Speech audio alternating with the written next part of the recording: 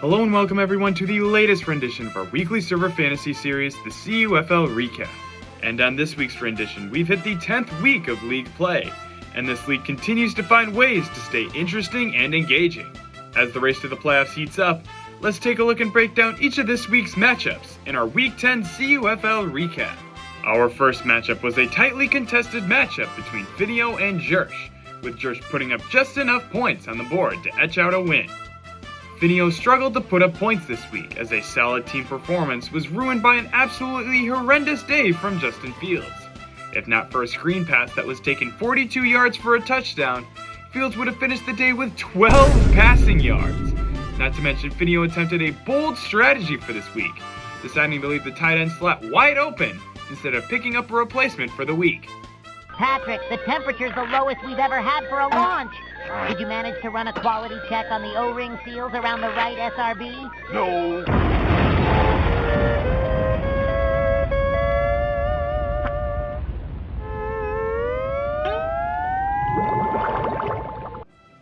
As for Jersh, they continue to consistently score wins in this league, which is something not a lot of teams in the league have proven they can do.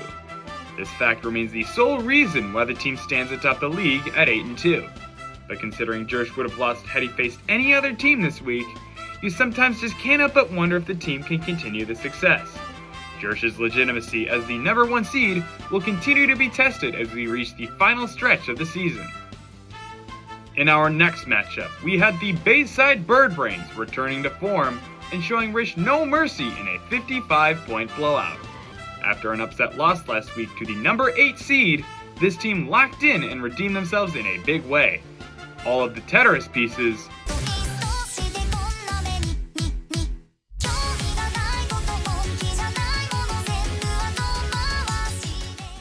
fell into place this week for the Bird Brains, as their team combined for a staggering 170 points in a Week 10 victory. Devon Achan's 40 points led the team and proved massive for the team lighting up the league throughout the season thus far.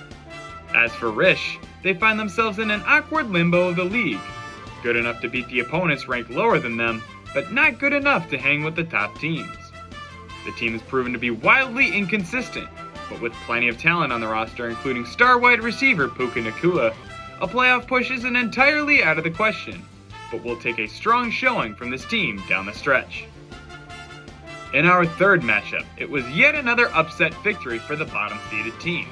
This week, however, it was the Carolina Cornballs stealing a win over the Red 40 Ragers in dramatic fashion. Somehow, this matchup was blown wide open immediately out of the gates on Sunday, even before the noon slate of games began. The Indianapolis Colts and the Atlanta Falcons squared off in Berlin on Sunday, and due to time zone differences, the game kicked off bright and early at 8:30 in the morning. So by the time Jackson potentially woke up, he was witnessing his team's downfall in real time.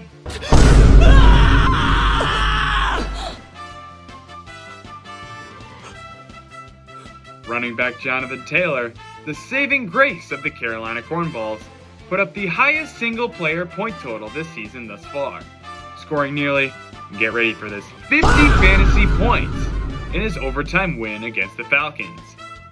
But despite a major mountain to climb, the Ragers continued to fight through adversity and crawled back into the matchup. Although it wasn't all that impressive compared to Jonathan Taylor's numbers, 38 points from Jahmyr Gibbs brought the Ragers back into the fold and gave them a fighting chance this week. Ultimately, the Ragers needed a miracle on Monday night for their quarterback Jalen Hurts to outscore the Cornballs wide receiver A.J. Brown by 20-plus points. A weak game from A.J. Brown got the Ragers part of the way there, but in the end, the point differential wasn't large enough for the Ragers to avoid an upset loss.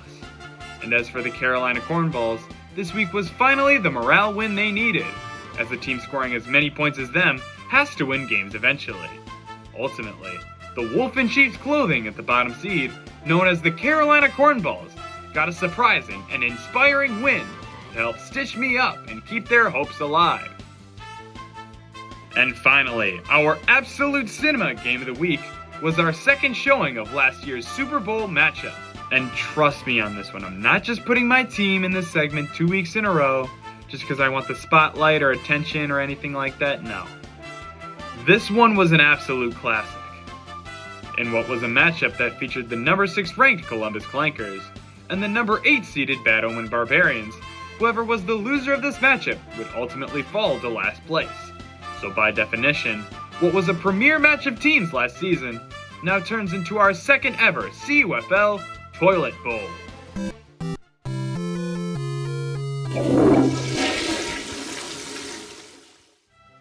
And to start off our matchup, a toilet bowl wouldn't be complete without players severely underperforming their expectations. Rashid Shaheed underlined just that for the Bad Omen Barbarians, as he was only able to reel in 3 points in his Seattle Seahawks debut.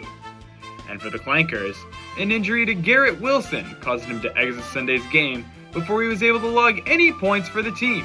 Outside of the underperformers, however, it was a busy Sunday of scoring for both teams. George Kittle and Emeka Egbuka led each respective team with 23.5 points, making this a nail-biter heading into the final stretch of the matchup. With both teams somewhat even, aside for a slight Columbus Clankers advantage, it was ultimately up to the two teams' top running back, the Clankers' Saquon Barkley, or the Barbarians' Josh Jacobs. Throughout a tight defensive game between the Green Bay Packers and the Philadelphia Eagles, neither running back could really get anything going. That was until Josh Jacobs finally opened up the scoring for the Barbarians, helping them fight for what could be an absolutely stunning victory.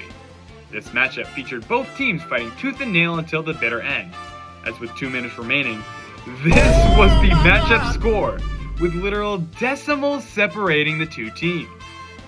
The matchup came down to a 4th and 1 situation, with Josh Jacobs getting the call and solid yardage potentially icing the game for the Barbarians.